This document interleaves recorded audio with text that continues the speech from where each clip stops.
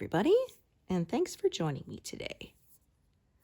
Working at the bottom of this pass on the flowers at the very bottom. At least I think it's flowers. It's kind of faded into the background there.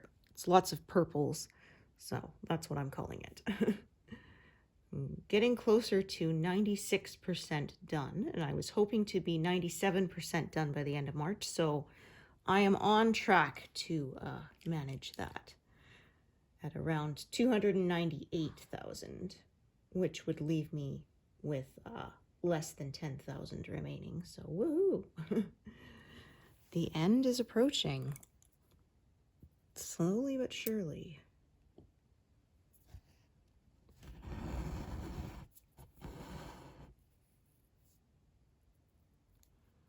I leave myself 4 inches of extra fabric on each side, so it's a lot, but I find even with that, I end up pretty close, it feels like, to the edge of my frame. Most places recommend 3 inches, but I do 4 generally. Sometimes I've done 3 depending on sort of how it fits on my fabric, but I like to have lots of extra. That's just me. When I first started cross-stitching, I didn't really know that you needed to do that, and I had some projects that were so close to the edge that I kind of really couldn't do much with them after they were done. I have a drawer of a few of my early ones that never fully completed or just never turned into anything, so I learned after that you have to leave a decent amount to work with for framing or whatever it is you want to do with it. I turned a couple of pieces into pillows and stuff like that.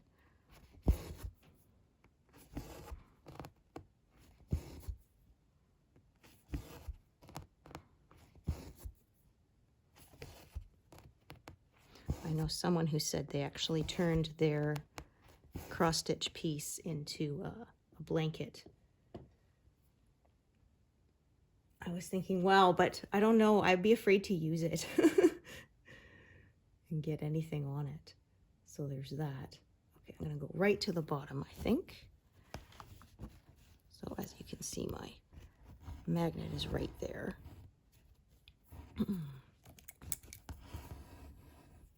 Sometimes I will put the magnet on my grime guard to kind of keep it a little more out of the way, but I think I got enough room.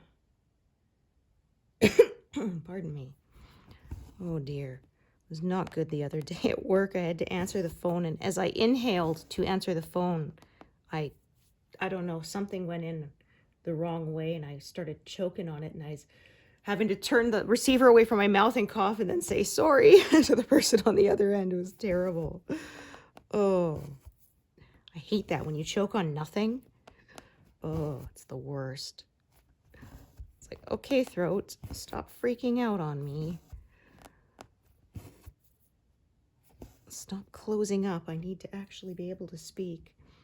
Oh, I did that once too. I had a bad, I don't know if it was strep throat or something like that, but anyway, it was so bad I lost my voice completely. And then our phone rang and I went to answer it automatically without thinking, and I picked it up and was like, I was like, shoot, nothing comes out. I had to quickly, signal my husband and give it to him because, yeah, like I said, without even thinking, I picked it up and then I couldn't answer. There was one I read about in Reader's Digest where a guy, he called 911, but he couldn't speak.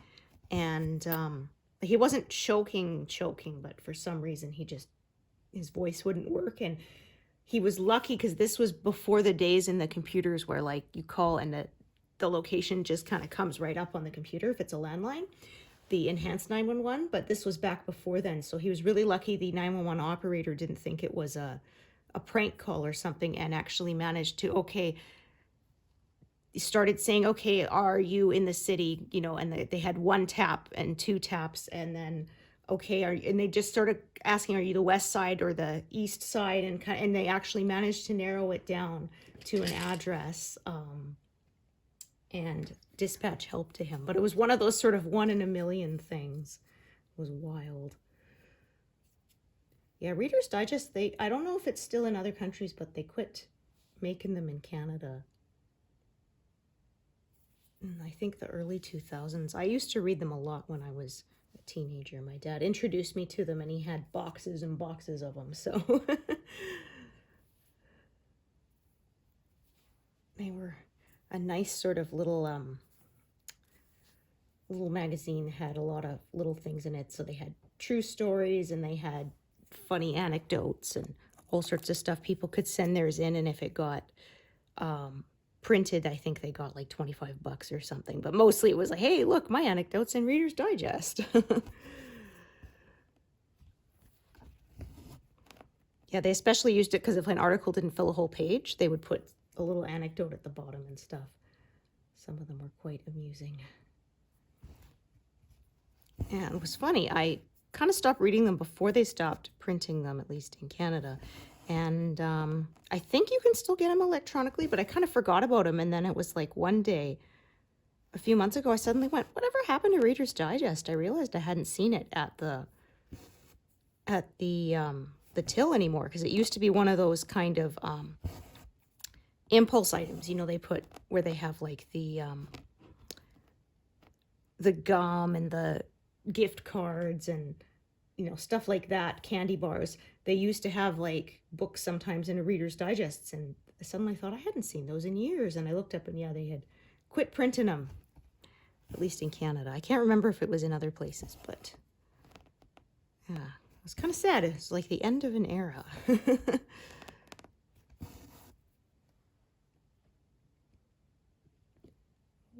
Oh, let's hope you're not going to do that.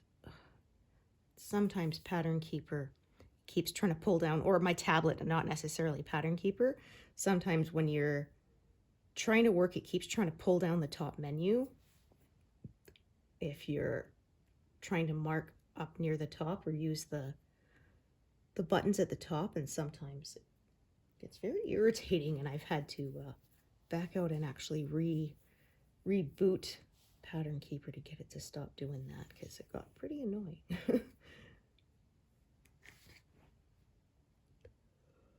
Oh, so it is warmer today. It's just below freezing, but boy, am I ever ready for spring. That is for sure. Today's not windy, but the last couple of days were, holy mackerel. Even after you got in the building and out of the cold, it's like, I swear, it chilled you down to your bones and you could still feel it. An hour later, you still felt cold. And at work, they keep it at 21 degrees Celsius, and I like it at 22, and I do notice the difference.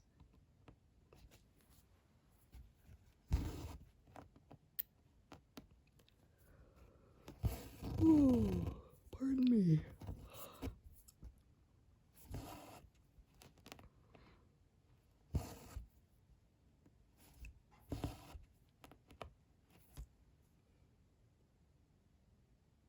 Yeah, a lot of the rest of the world gets spring at this time of year, but we do not.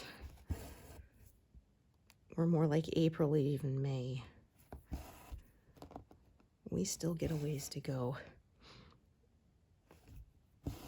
My mother-in-law, when she was still with us, she would send me pictures from her garden. Oh, look, my flowers are blooming. I'm like, yeah, stop rubbing it in.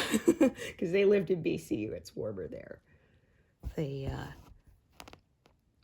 Well, basically the Rocky Mountains kind of traps the jet stream and traps the warm air.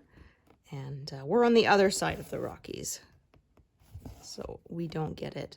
So this is why people have a hard time understanding Canada, because in Victoria it will be flowers blooming and beautiful, and in Ontario it's an ice storm. I'm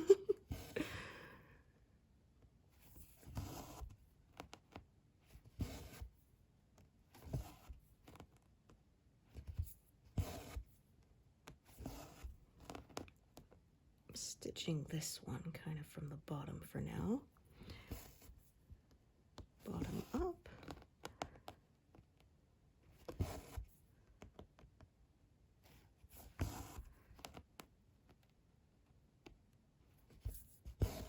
So I had a bunch of the stuff was going that way. This color's starting to kind of go this way. So just kind of interlocking with that. And I think pretty soon it will be time to move my whole frame over again. That's fun. Well past the halfway mark now. Oh, goodness. Hope maybe to reach 2/3 completed by the end of March.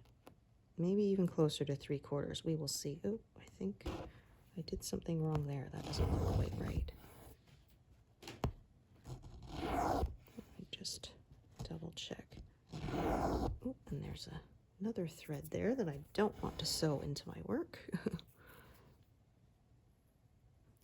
This is why I say sewing over threads is very secure, because I made that mistake of stitching over one that I didn't intend to, and then removing it basically became impossible. Okay, I don't know. Maybe that's an optical illusion. Maybe it is wonky, but I think I'll just deal. It's not on the focus part of the piece, so I'm not going to be too concerned at this point. I tried to fix it once.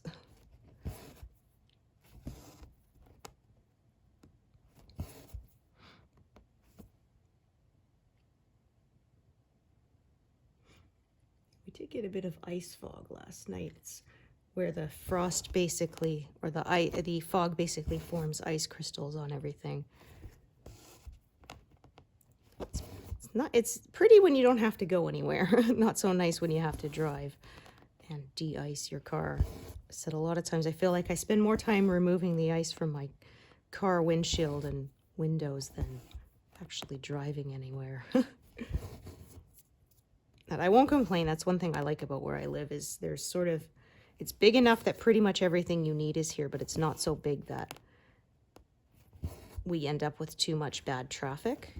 Generally, even during the busiest time, it only takes 15 to 20 minutes to drive across town, so that's nice. And we are finally getting a Costco.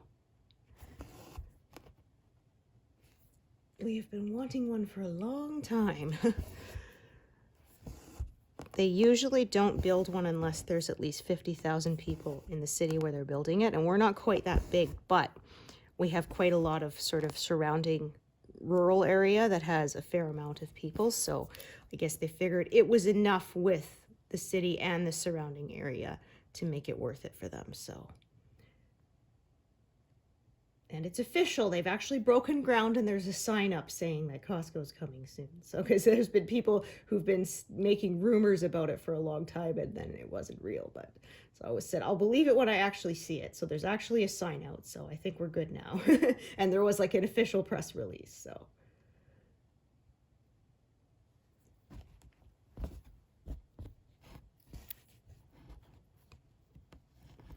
My son has never been to a Costco because we never lived close enough to one. So,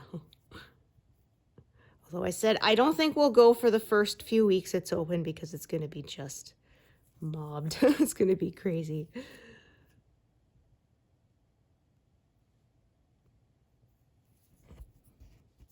I still have some things we bought at Costco when we used to live near one.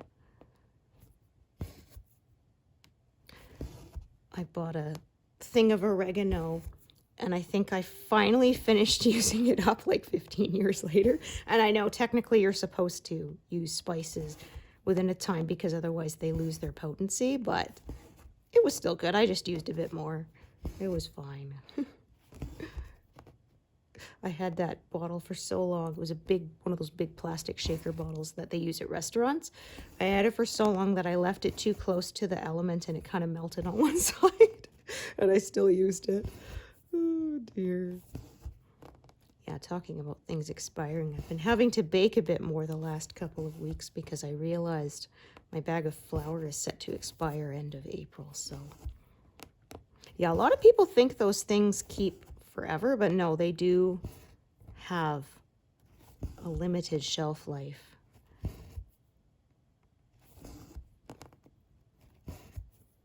They obviously last longer. You know, shelf-stable goods obviously last longer than things that need refrigeration, but they do eventually go bad. You can freeze flour if you have to. I looked it up because I had that once when I realized I still had half a bag of flour and it was due to expire like the next week. And I know like they say you can still use stuff beyond the best by date, but I looked it up and they said you can, but then you have to let it come to room temperature before you use it. And so that was kind of a pain. So I did freeze it and to make sure it wouldn't go bad. But then I would have to remember sort of like, oh, I want to make bread tomorrow. So I would measure it, take it out, and leave it on the counter to sort of warm up for a few hours before I'd use it. But I would just rather not do that. I go through phases where I bake a lot, and then I kind of go through phases where I don't. So I made bread the other day.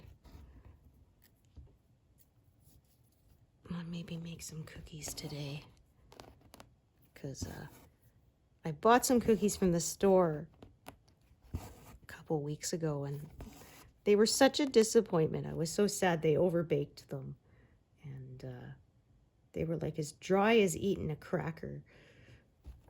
I tried using my brown sugar stone to kind of soften them up a bit, but no, they were just no good. Yeah, I love that now. I have this little terracotta stone that's shaped like a bear, and it's made for keeping with brown sugar, and you soak it in water for like 20 minutes and then stick it in the container, not touching the actual sugar because you don't want to actually get it wet, but and then it helps keep it from getting dried out hard. Because otherwise I found, yeah, my brown sugar always turned into a rock before I could use it. One time my husband actually ran over it with the car because it was hard as a rock. I was like basically chiseling at it with a butter knife kind of thing, trying to get some loose.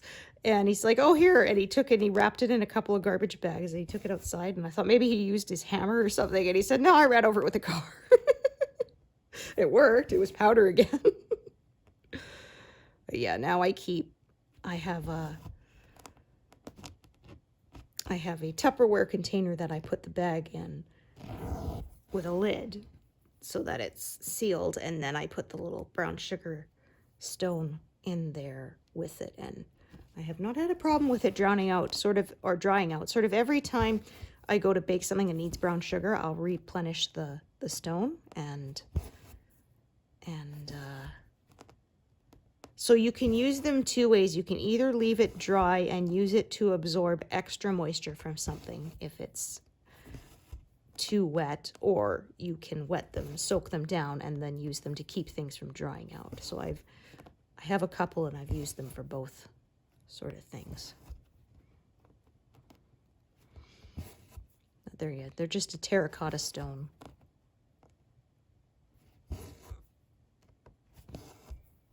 I think I bought it at one of those little like craft expos or something years ago, like 2000 or something. Whenever I'm replenishing it, my husband say, oh, you're drowning the bear again?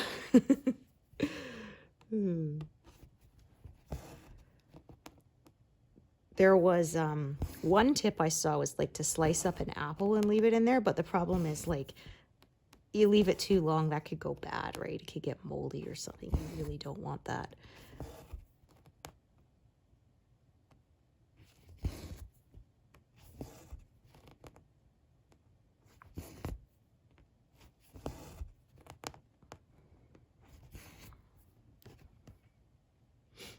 Well, I guess I baked more before I went back to working part-time, and then I don't as much anymore.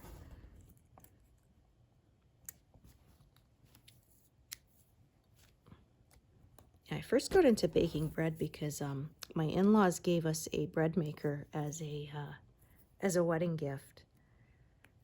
And it was a bread maker / little oven, and the bread maker part of it died a long time ago, but the oven still works, so it's kind of nice. Sometimes, especially in the summer, I will use it since it's smaller and it doesn't heat up the house as much.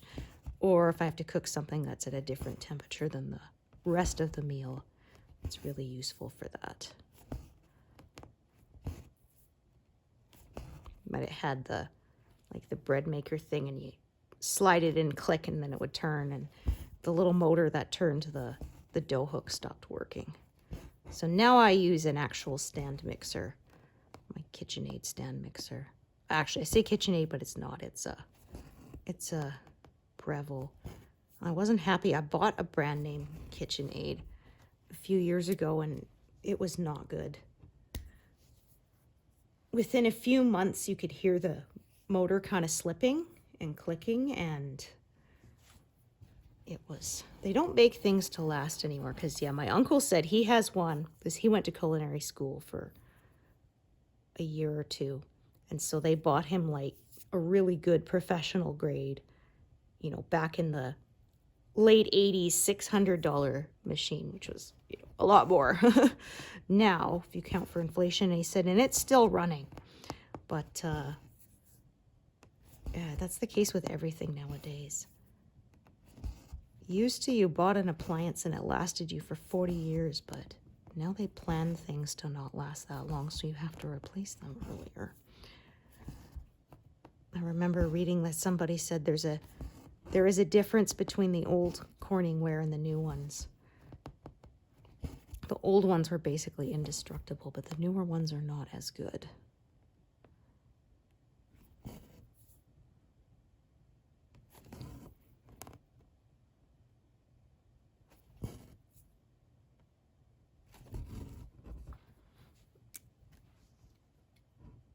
Yeah, I have a set of those that was a wedding gift back in 2002. That's still going strong. Alrighty, so just, yeah, kind of up and down along this edge here. And then I'll do some more sort of up there. You can see there's a leaves kind of breaking through the colors here. Or at least I think that's what they are. Sometimes it's hard to tell until you back up a bit. Take the whole picture in.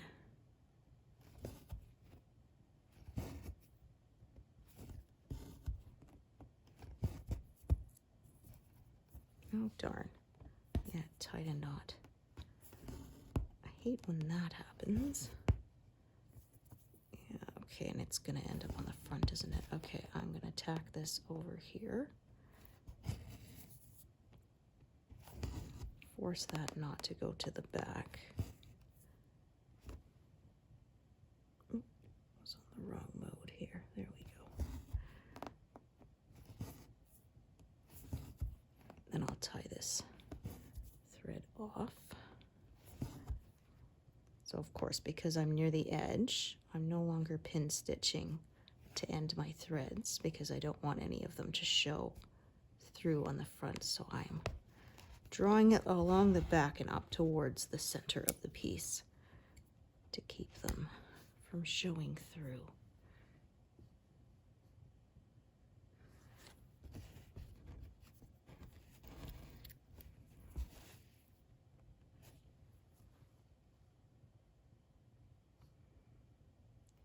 All right, I might end up doing sort of 2 threads here.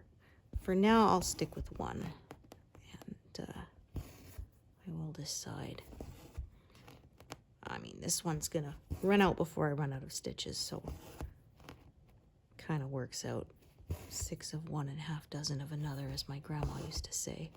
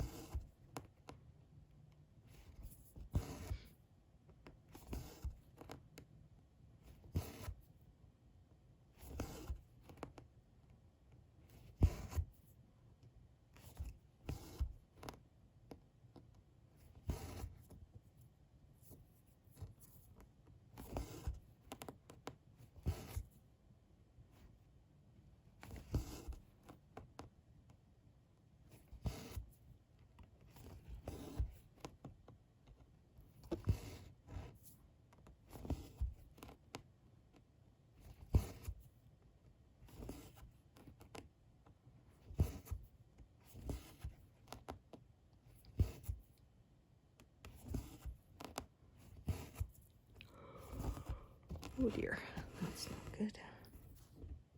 There we go. Sometimes, yeah, when you're stitching with 2 strands or more, you can end up pulling one of them more taut than the other, and that's not good. You want them to be even.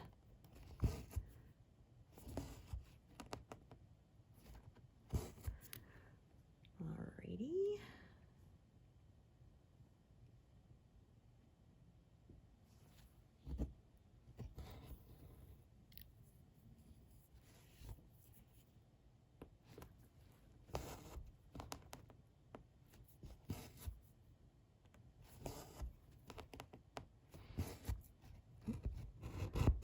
There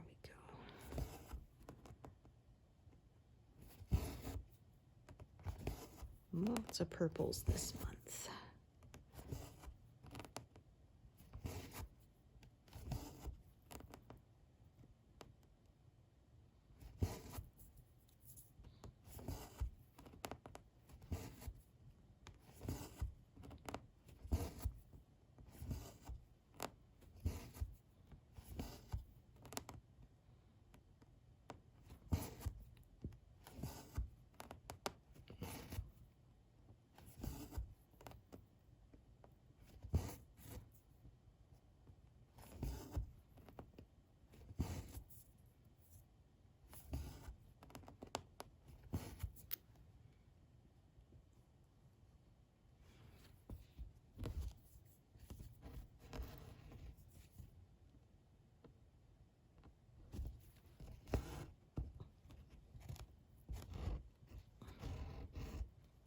What's going on here?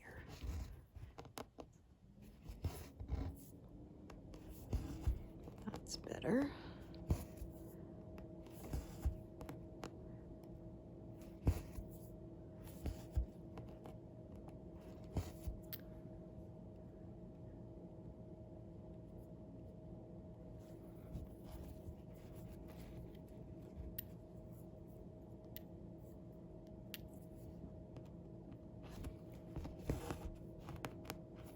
Bit of a to-do list today. I'd like to spend the whole day stitching, but gotta do some laundry and gotta make some food and maybe bake some cookies.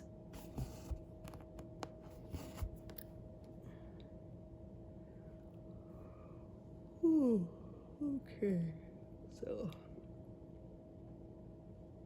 yeah, there's another sort of edge of a leaf, I think, sort of up above. I'm just kind of sticking to this part here for a bit, and then I will come up there and work that part for a bit too when I get to it.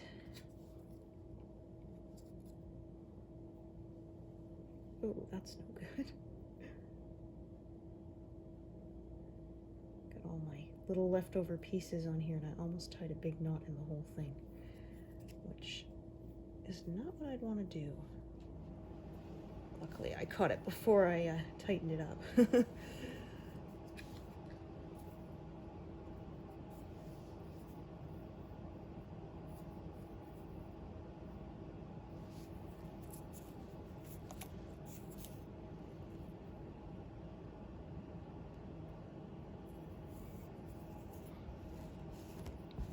Okay, just making sure I'm in the correct big square here.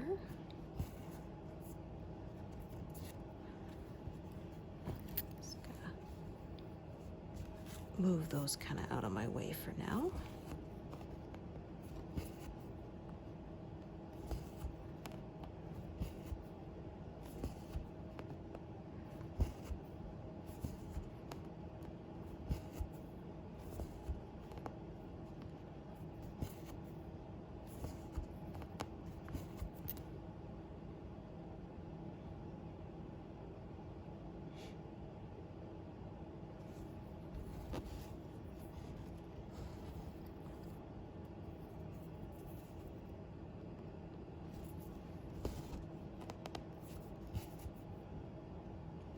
Don't always stitch diagonal, but sometimes I do.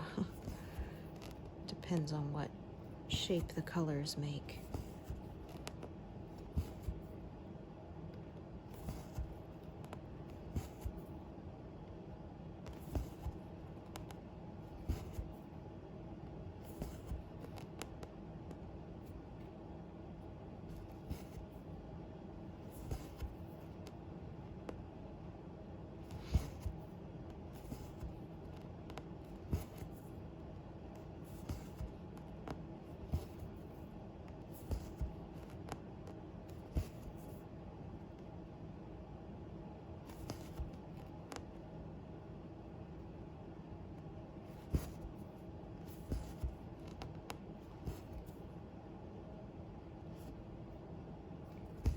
ended up not adding another thread because this one kind of ran out in just the right spot.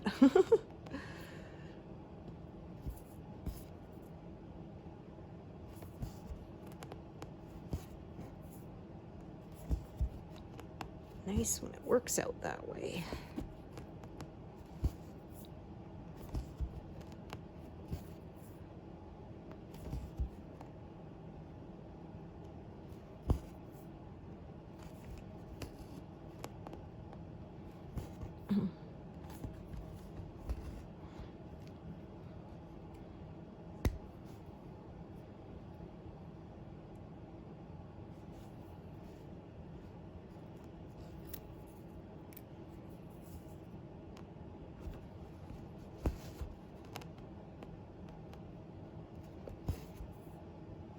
I don't think I'm due for any zeros today.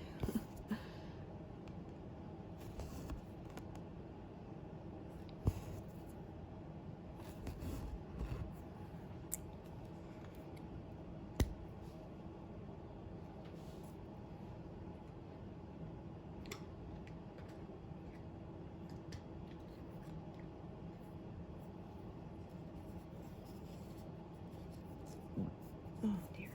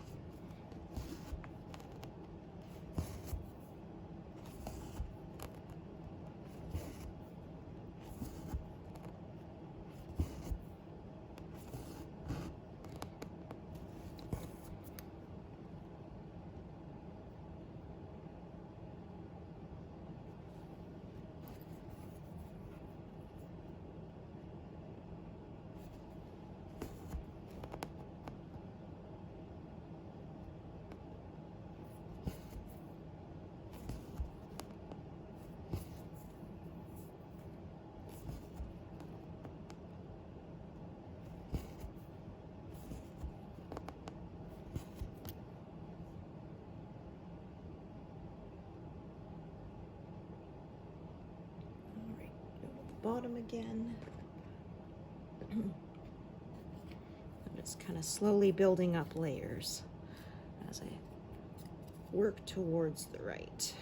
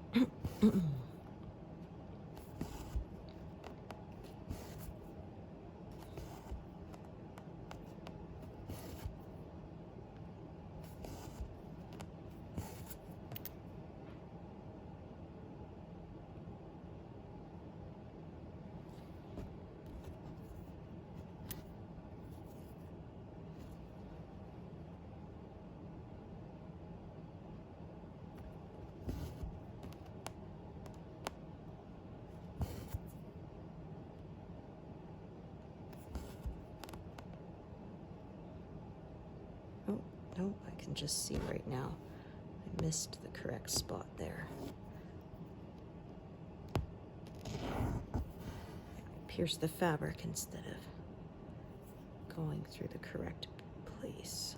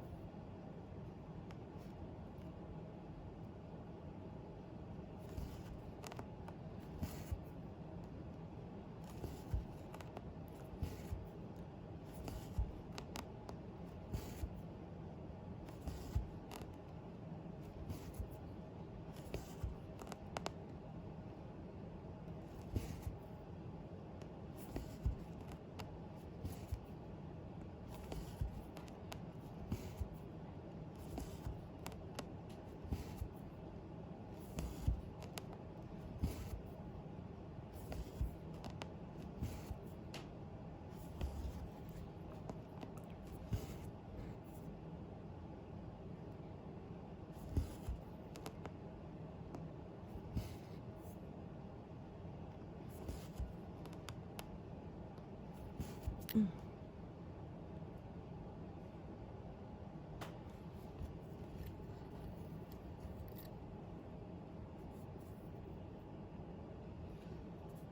darn it. You can tell it's winter. My skin is still rough and sometimes it snags the thread. I do moisturize, but there's only so much you can do on these dry prairies.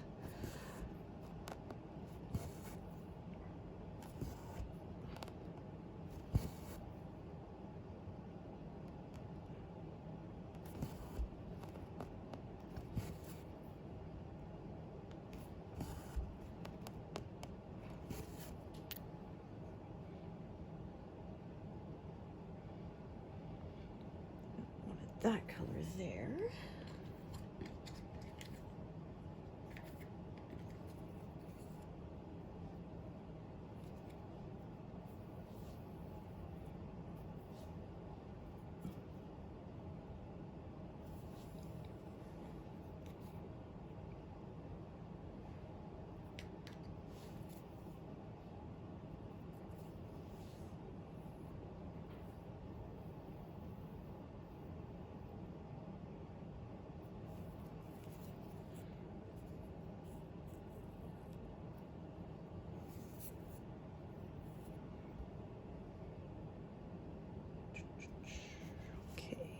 Start at the top.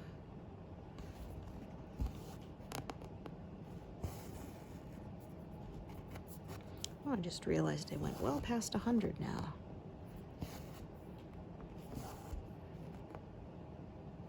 And not really big blocks of color here, but there are also not very many colors, so when it's only 4 or 5 colors, it tends to go a little faster, which is nice. Oopsie.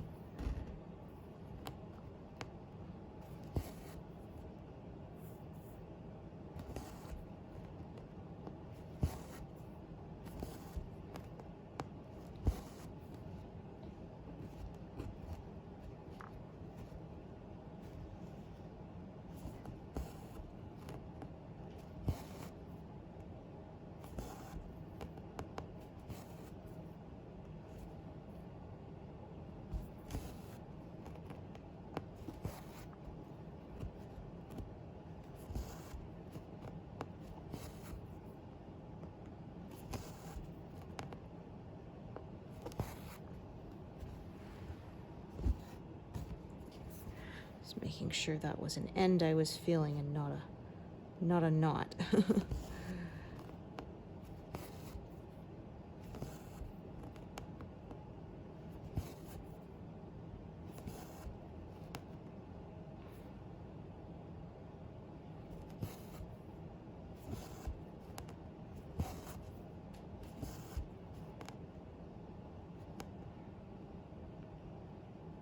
Yeah, so it's March. It'll be my kiddo's birthday. End of this month, he'll be 19. My gosh. It really does fly.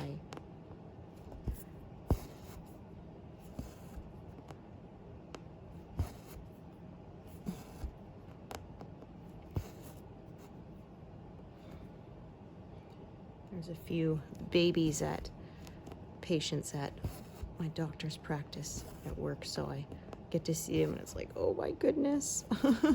Now you're reminding me of my own when he was a baby. Some days it seems like only yesterday.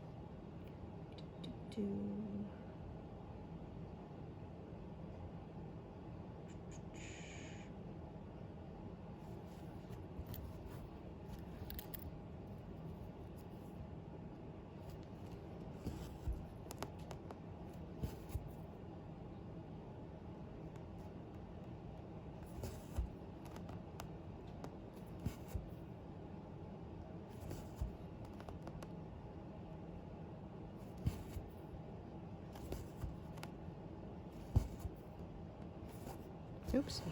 Try that again.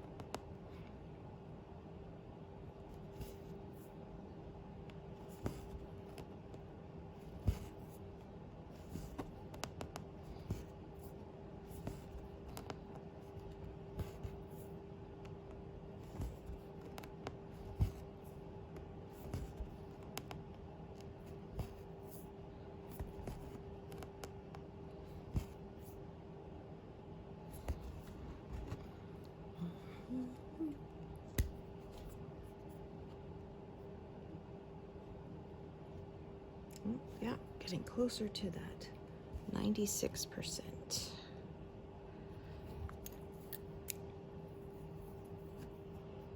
I probably have about less than 200 stitches more to reach that point.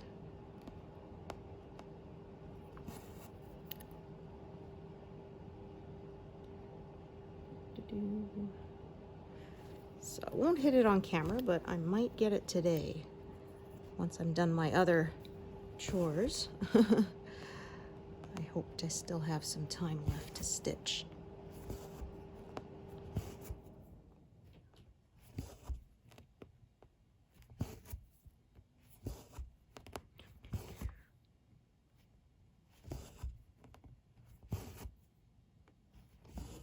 Oh dear, that's not good.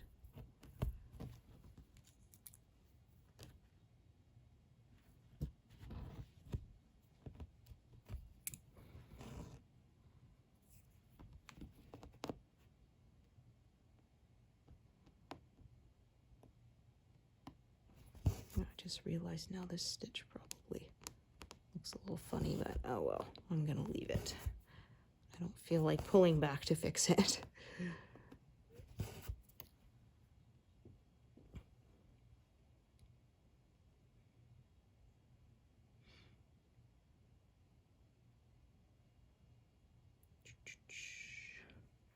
All right, so now that I look ahead, I might sort of start filling this in now and then again come back to this part.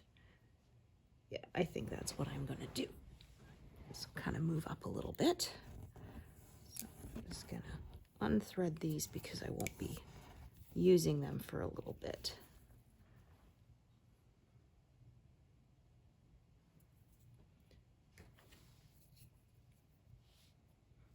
So I could kind of work across this whole section at the same time, but I'm going to kind of work on this sort of combination of one colors here and then go back to those. That way I find I don't have quite as many live needles, and then it's a little easier to manage.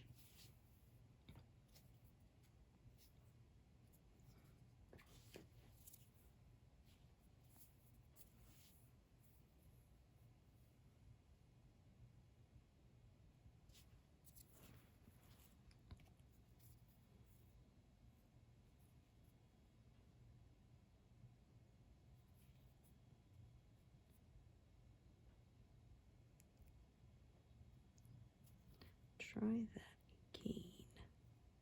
Nope. All right, fine. Thread it the other way then, if it's going to be difficult.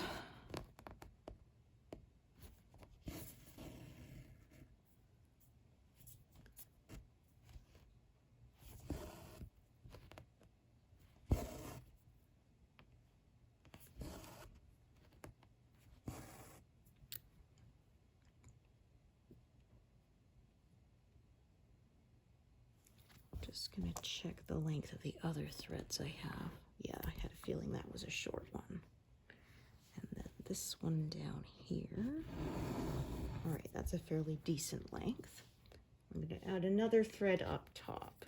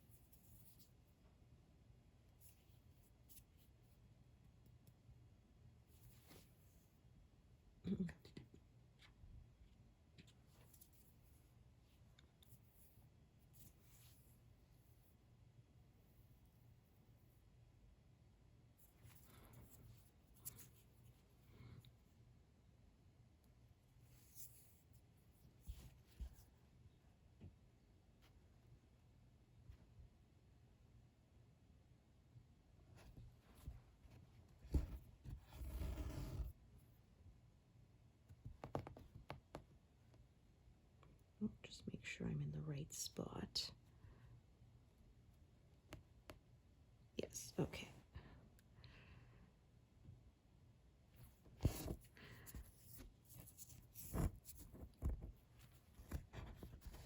Why are you being like that? Hmm? You're being strange. Okay, let's try that again. Okay, maybe it just didn't like me coming up at that spot instead of going down through it. Yeah, sometimes kind of end up with the threads that are already there. If you try to go the wrong direction past them, they kind of pull at each other and make this kind of tug-of-war situation. It can pull things out of place. So then I just go the other way and find that helps it to stay all nice and neat. Okay, and then this one, I probably parked this one strand of this color down here because it's probably short and only enough for the 3 stitches that are by themselves there. Yep, that is what I figured I had done. And then I start a new one for the rest of the stitches.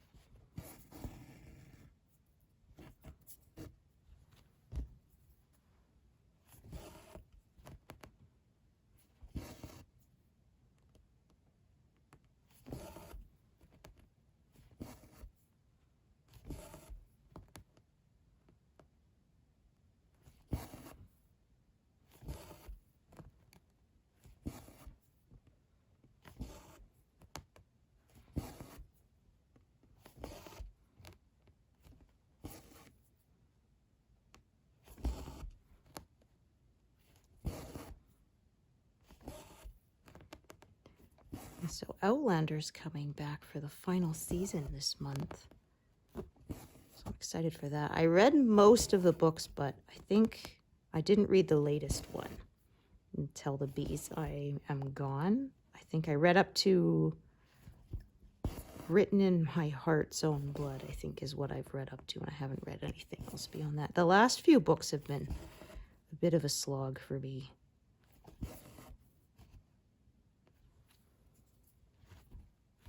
Making sure this one does look kind of loose. Yeah, okay, I'm going to tighten that up in just a second. All right, so I'm just going to put that there for now. Yeah, I pulled it out of place, I think. That's all right.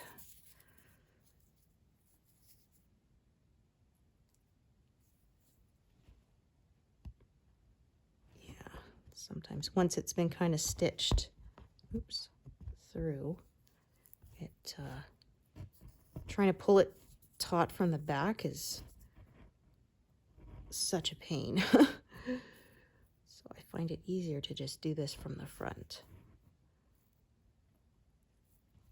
So there we go. And then just go right back down. Pull it nice and taut to the back, and then just tie that thread off as if you were ending a thread the normal way. And that just kind of smooths that all out. Gets it nice and neat again.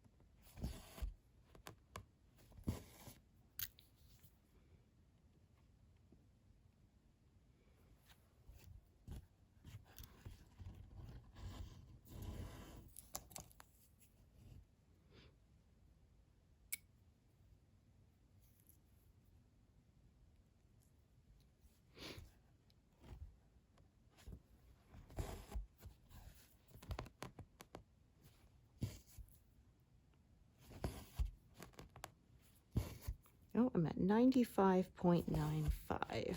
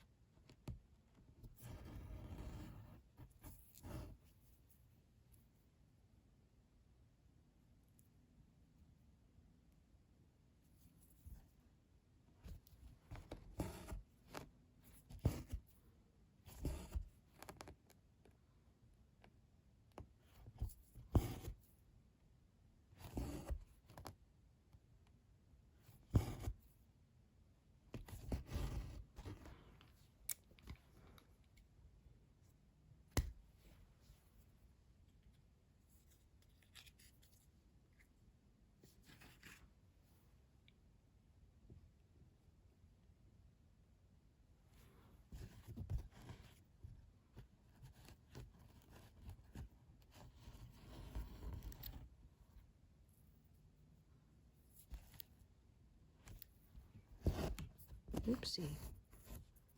Oh, that's not good.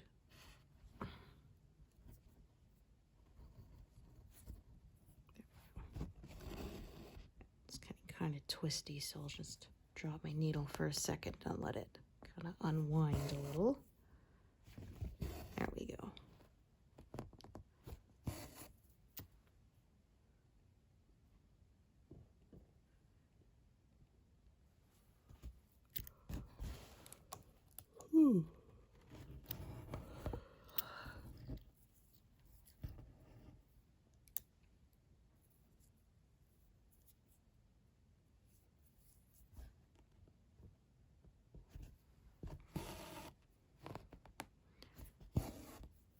I'll stitch to 200, I think, like usual.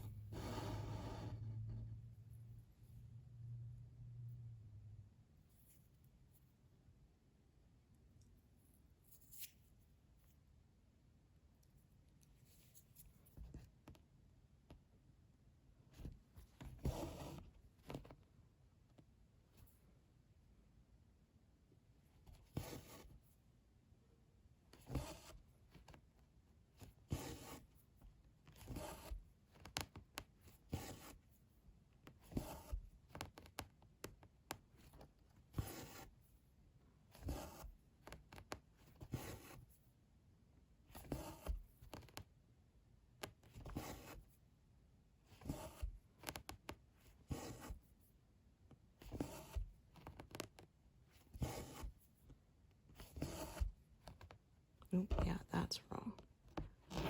Kind of felt it as it went in. It didn't feel quite right. I overshot the spot there.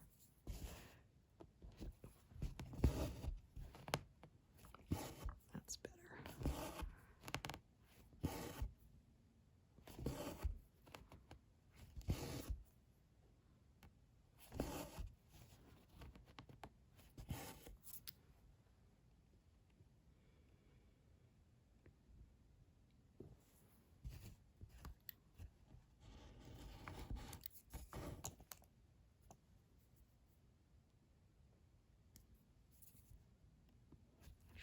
just enough for those 4.